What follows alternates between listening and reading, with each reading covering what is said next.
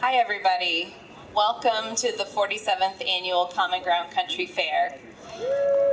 The Common Ground Country Fair is hosted by the Maine Organic Farmers and Gardeners Association, also known as MOFGA. I'm Sarah Alexander. I'm the Executive Director of MOFGA. Formed in 1971, we work year-round to create a healthy and fair food system for all of us. Through education, training, and advocacy, MOFGA is helping farmers thrive. We're making more local organic food accessible, and we're building sustainable communities. We encourage you to visit the MOFGA tent right over here to learn more, and you can also go to mofga.org to learn more about our programs. And we're also excited to share that MOFGA and the fair are entirely powered by the sun. We have a 102 kilowatt solar array on the grounds here that was installed in 2017 in partnership with our friends at Revision Energy. MOFGA's campus is 300 acres situated in unceded Wabanaki homelands. MOFGA is working throughout the year to build relationships with Wabanaki communities, partner on food sovereignty projects, and advocate for Wabanaki tribal sovereignty. We encourage everyone to visit the Maine Indian Basket Makers Alliance tent right over here off the Commons to support Wabanaki artisans and learn more about Wabanaki culture. I'm really honored today to introduce Jac Wypler, a farmer mental health advocate. Jac Wypler has worked in agriculture for over a decade, on farms, through nonprofits, and in education. After earning a bachelor's degree in sociology from Dartmouth College, focusing their thesis on a local food system in Vermont, Wypler worked on farms in the Northeast and the Midwest. Wypler then received a doctorate in sociology at University of Wisconsin-Madison, researching queer sustainable farmers. Wypler's ethnographic and survey-based research projects highlight the barriers queer farmers face related to heteropatriarchy and how queer farmers build networks of queer farmer peers and mentors and local neighbors to support their success and sustainability.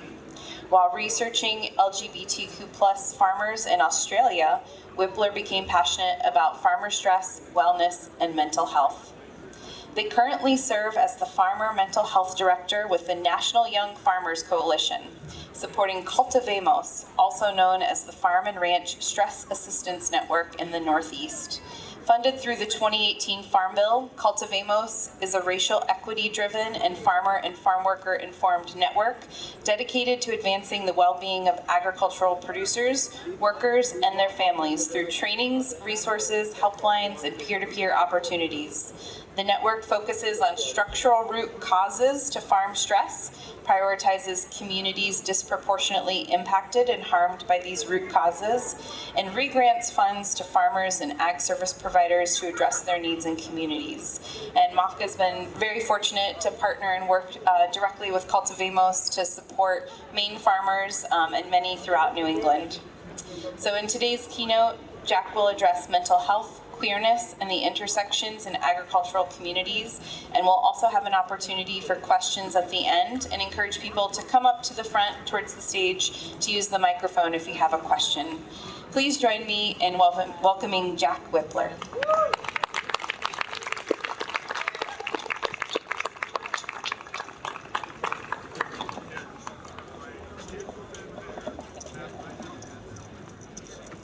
Yes. Okay. Good morning, everyone. I am so honored to be here at Common Ground on Wabanaki land.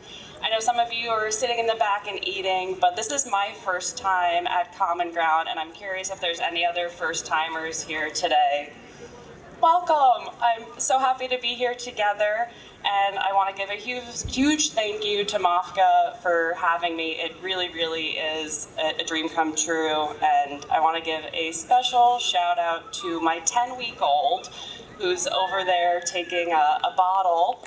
This is about the longest I've been away from him, so thank you for your patience. Yeah, he's very cute. He's wearing a little bear outfit. So thank you, Lincoln, and my partner Sheena for making this all possible after giving birth 10 weeks ago.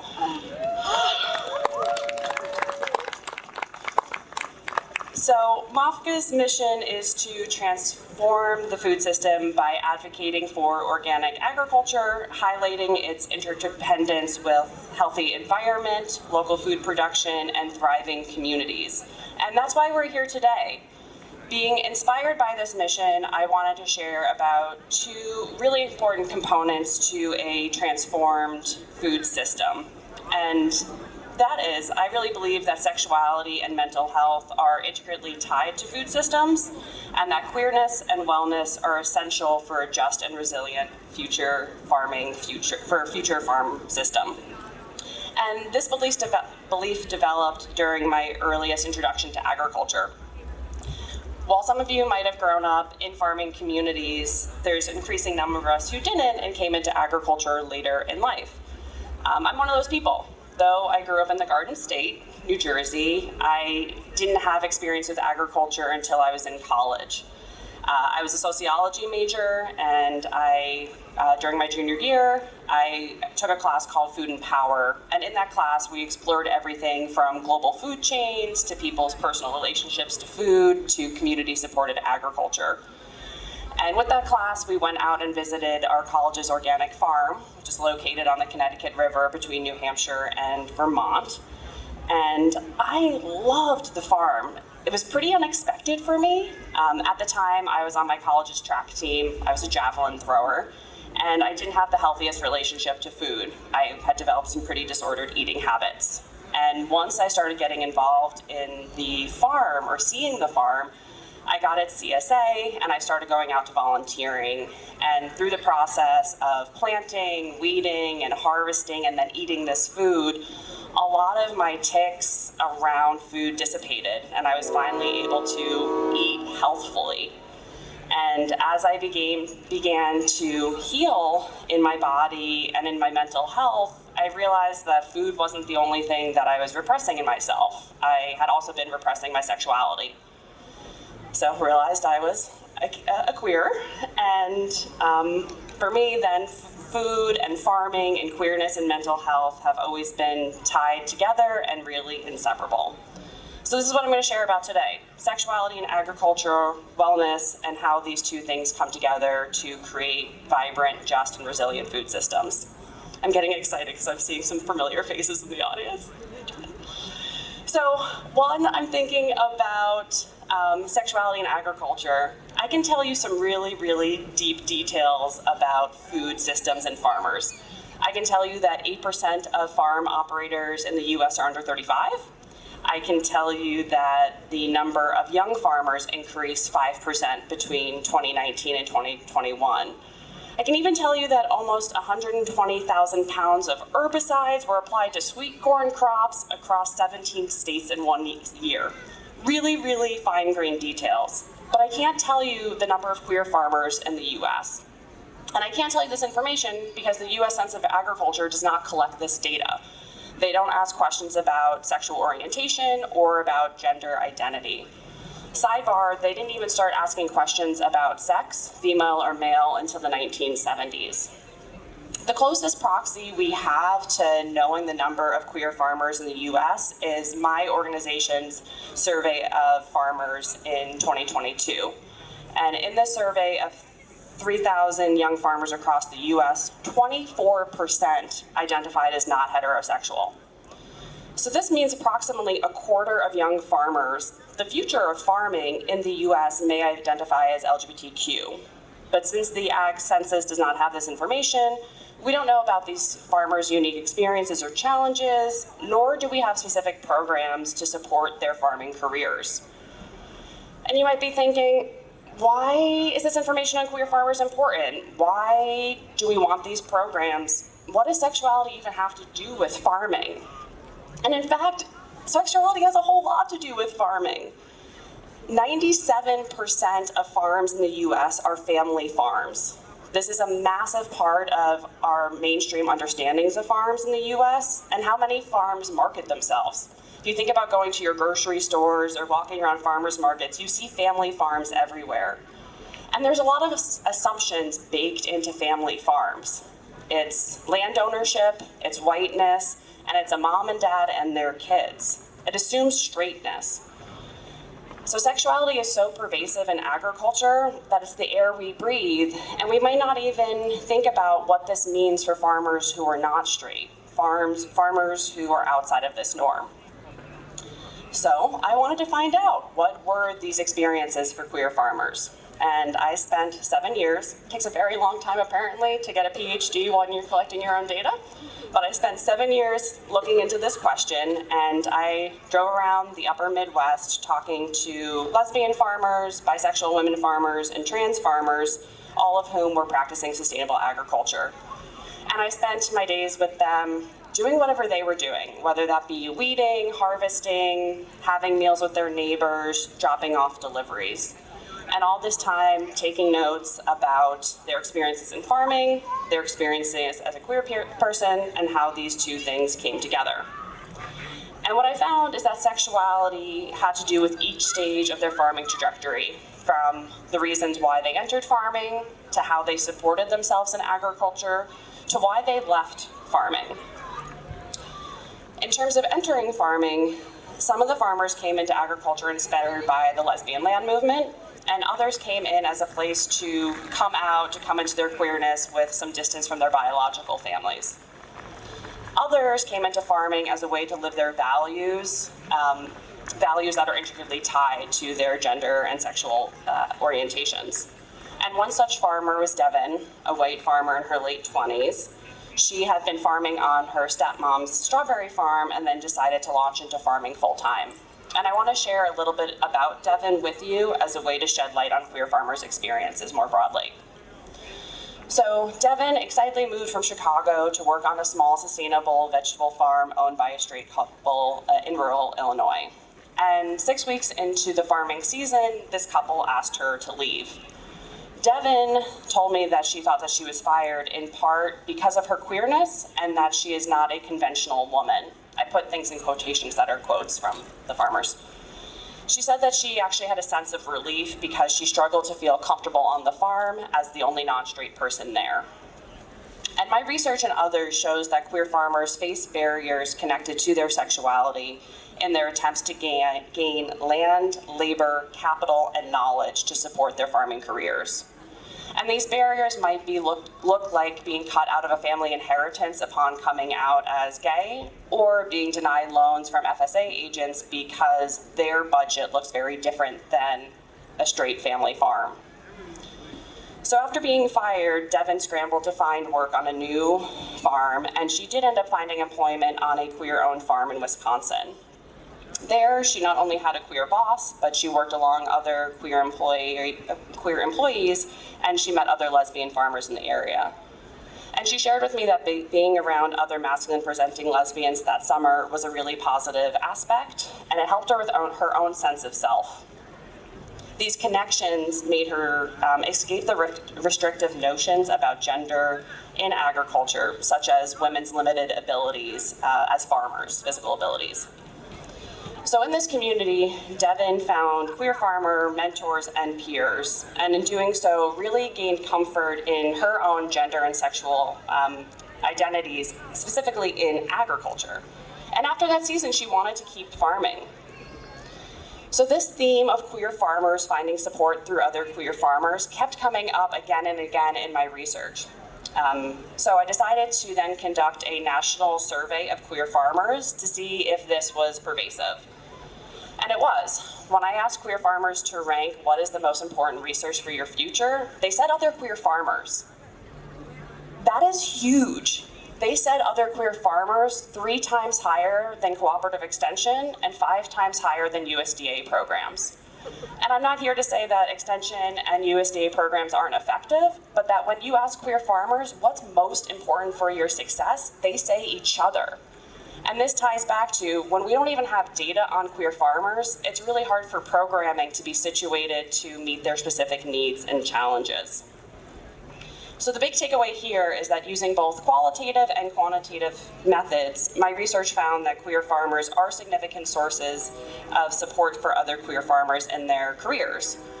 And I really wish I could end there and tell you that Devin went on to farm for the future, but unfortunately I cannot, because queer farmers don't always have access to each other. And that was true for Devin. The next time I talked to her 3 years later, she had been working on farms for the subsequent 3 summers. They were all women-owned farms, all sustainable, in 3 different states across the country. But on each of them, she again found herself to be the only straight person there. And she felt burnt out. So she had left farming and she was taking a break to live with her girlfriend in California's Bay Area and was really excited that there were other queers in the area. In my research, Devin was not alone in feeling pulled between her queerness and agriculture. One farmer in Iowa told me, "My queer community is not my farming community, and my farming community is not my queer community." She felt like she had to pick one, farmer or queer. So Devin did want to return to farming, but she deemed opportunities on queer land to only be the realistic ones. So Devin, like half of the 40 participants in my dissertation research, left or downsized farming over the course of me knowing them. And this is pretty significant, half of the farmers. In a moment when many farmers are aging out of the career, there's this group of eager, ambitious, queer people who want to farm, who want to be contributing to food systems, but are struggling to stay in because agriculture systems are heteronormative. In other words, ag systems are built based upon the assumption that people are straight and cisgender. And the pervasiveness of heteronormativity in agriculture can really place a lot of stress on queer farmers and impede their ability to remain in farming and to be contributing to resilient farm futures. So from here, I want to segue. We've been talking about heteronormative farm stressors, and I want to talk a little bit more broadly about stress and mental health in agriculture. So whether your relationship to food is as a grower or an eater, you probably think about health. And that might be, how healthy is this food, or what is this health of the soil that I'm planting in? You might be thinking about, particularly this summer, what is the physical health for farmers and farm workers in record-breaking heat or with air quality with the fires in Canada. And we all know that farming is stressful, but we don't always connect that to mental health. We rarely ask ourselves, how is the mental health of farming communities? And unfortunately, the answer to that question is the farming community has a mental health crisis.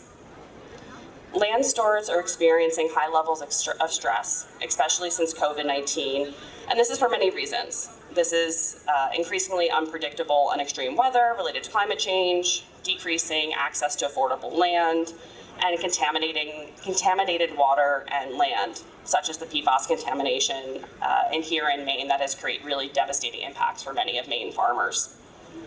Black, Indigenous, and people of color, or BIPOC farmers and farm workers, are disproportionately impacted and harmed by these farm stressors because they are compounded by discrimination at all levels of agriculture, from loans from the government to interpersonal interactions. And for migrant farm workers, stressors additionally include unsafe work conditions, social isolation, language barriers, and legality and logistics related to immigration. And on top of all of these stressors, there's also stigma in farming communities around mental health, as well as a shortage of mental health care providers, especially those who are available, affordable, let alone competent for farmers, let alone competent for rural farmers, BIPOC farmers, and farmers who communicate best in a language other than English. And all of this stress in ag communities can lead to poor decision-making, higher risk of physical injury on farms, and farmer attrition, leaving farming. And farmers and farm workers face suicide risks higher than many other occupations. This is the mental health crisis in farming. It's a lot of bad news. The good news is that there's relatively new federal support for farmer mental health. The 2018 Farm Bill, and the Farm Bill is this massive piece of legislation that provides everything from food stamps to farmer mental health support now. The 2018 Farm Bill was the first time that there were funds specifically for mental health. And what these funds asked of each region is to create a network, a farm and ranch stress assistance network known as FARSAN, to provide hotlines, online resources, trainings, and peer groups, all to improve the mental health of agricultural communities. And I'm honored to be a part of the FARSAN network in the Northeast region. In the other regions, the FARSAN funds were received exclusively by universities, but here in the Northeast, not only are we the smallest region, but we're also the most collaborative. 6 organizations together run this network, and those organizations are Farm Aid, Farm First, National Young Farmers Coalition, Northeast Farmers of Color Land Trust, Migrant Clinicians Network, and the University of Maine Cooperative Extension. As you heard in the introduction, we call ourselves Cultivemos, and this is a call to cultivate mental health together. We are a network of service providers and farmers who are united by a commitment to improve wellness and mental health for our region's agricultural communities, with this focus on BIPOC farmers, young farmers, and migrant farm workers. So I want to go into our approach to do this. We take a 3-prong approach, which is we focus on structural root causes to farm stress, vulnerable populations, and regranting funds. So to touch more on each one of those, with our structural approach to farm stress, we aim to address the larger systemic issues that can lead to stress, many that we have already kind of touched on. That can be forever chemical contamination, land access, and systemic inequities. And we take this approach because simply focusing on the number of healthcare providers, for example, is a Band-Aid solution. You're just looking at the symptoms of farm stress and not actually the root causes. To do this, one way that we do this is that we have a hotline through our partner Farm Aid. I'm going to talk about the Farmer Resource Network first. Excuse me. We have an online search tool known as the Farmer Resource Network, and this is an online search tool that anyone, farmers, farm workers, ag service providers, can log on to, and you can enter the state you're in, the issue that you're dealing with, whether it be ranging from legal issues to floods, and then receive a list of organizations and resources to guide you through the issue. So again, really trying to address all of the causes to stress and not just Band-Aid solutions. In addition to structural root causes, our second component to our approach is that we focus on communities who have been disproportionately harmed and disempowered by these root causes, so namely BIPOC farmers and farm workers, as well as migrant farm workers. Their experiences of stress are inextricable from structural inequities, discrimination, and violence. And one way that we're doing this is by expanding previously English-only resources to also be provided in Spanish. So for example, our hotline, which is 1-800-FARM-AID, is available for farmers and farm workers to call from 9 in the morning to 9 at night to talk about their issues and receive guidance and assistance. The hotline was previously English only, but it's now staffed with Spanish first speakers who are trained in the resources available in Spanish. Because if you're having someone pick up the phone in Spanish and then giving you a resource in English, that's not serving these communities. So all the hope here is to serve callers who are more comfortable communicating in Spanish than in English. And finally, our third approach is to re-grant funds. We are really hoping to have an on-the-ground approach and recognizing that farmers and service providers who are in ag communities, they are best positioned to recognize the issues and to create change than a top-down approach. So we do this through funding our cohorts. Cohorts are groups of ag service providers that come together around a shared identity, a shared region, or a shared topic of interest. They identify issues in their communities and create solutions and are funded to enact those projects. So an example of re-granting to cohorts is a really amazing project right here in Maine. A group of 9 ag service providers have come together in Maine to address PFAS contamination on farms. They've done several things. Some of the highlights are making the first PFAS information pamphlet in both English and Spanish and distributing 180,000 copies across the state. They also wrote an extensive guide to investigating PFAS risk on your farm, which has been downloaded 80,000 times online. And finally, the cohort funded 5 farms to have water, soil, forage, or milk tested. And this was 6 months before this official statewide testing system was launched. And the farmers who participated in this early testing shared that this helpful guidance and early testing greatly reduced their stress. Of our cohorts that are receiving funding, 4 of them are affinity groups within LGBTQ identities. And these groups are leaders in addressing the structural issues leading to mental health challenges for queer folks in agriculture. So this is the part where I get to bring together my current work in mental health and my dissertation research in sexuality and tell you about the amazing work that queer farmers are doing in mental health spaces. So these LGBTQ affinity groups, just like all groups, they are identifying the current services and then implementing projects to fill the gaps with the goal to support queer farmers' well-being.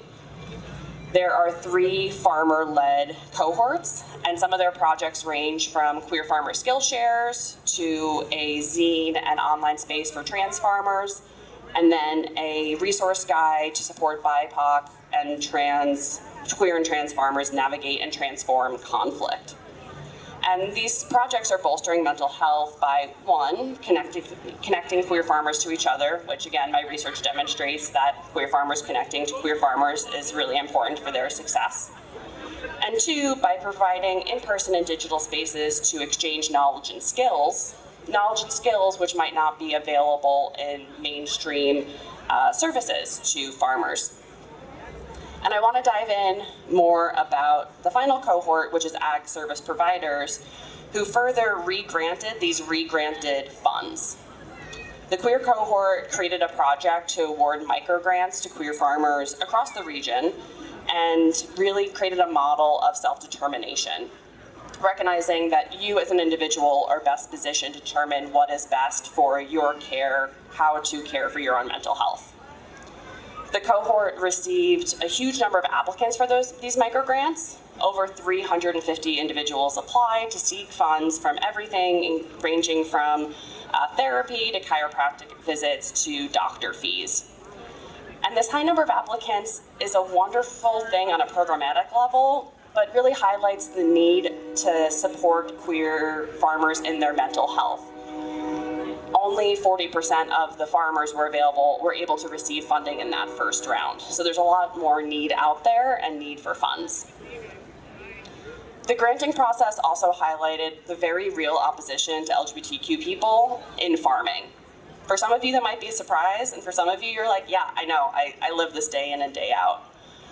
The cohort received trolling applications. A far-right media outlet targeted the granting efforts, and one of its members specifically, and a very high-level legislator office questions the merit of these grants. People did not want queer farmers to receive funds for their mental health. And this backlash unfortunately demonstrates the bias and discrimination that queers experience in agriculture, which can be exacerbated by the multitudes of other sources of farm stress. This is all very real and painful and cannot be ignored, but this is not where I want to leave you today when talking about sexuality and mental health. Instead, I want to close by returning to my opening comments, that sexuality and wellness are intricately tied to agriculture. Queer farmers and mentally healthy farmers are crucial for a just and resilient food system. So how do we get there? I've shared with you about the lack of data and programming for queer farmers and about the farm stressors related to heteronormative systems. We've also discussed the mental health crisis in farming more broadly and the approach in the Northeast to address the mental health crisis by looking at the structural root causes, focusing on vulnerable communities, and re-granting funds. And by bringing these two together, queer farmers in the mental health space have showed us that self-determination and connections to community can improve mental health and retain LGBTQ people in farming. They've shown us a pathway forward for a just and resilient food system. So we need policies, programs, and practices that support queerness and wellness in agriculture, based in self-determination and community care. So now I'm going to give you a bunch of things that we can do and hopefully end on one that is a little bit more tangible. First, we need to challenge heteronormativity in agriculture. The first way to do that is by collecting better data. We need to ask questions about sexual orientation and gender identity, and this will hopefully lead to programming to support these farmers. We also need to eradicate the ways that heteronormative assumptions are built into ag trainings and resources. and recognize that heteronormativity does not exist in a silo. This is also a call to challenge interlocking systems of oppression, such as white supremacy, xenophobia, and racism. With better data and challenging these systems of oppression, we must ensure queer competent programming, staff, and events for farming communities. We can further challenge heteronormativity in agriculture by directly supporting queer farmers. This can look like queer farmers having the time, space, and funds to exchange knowledge and skills, and to self-determine for themselves what is the best way to care for their community in agriculture. So the other big thing we can tackle is greater support for mental health in agriculture.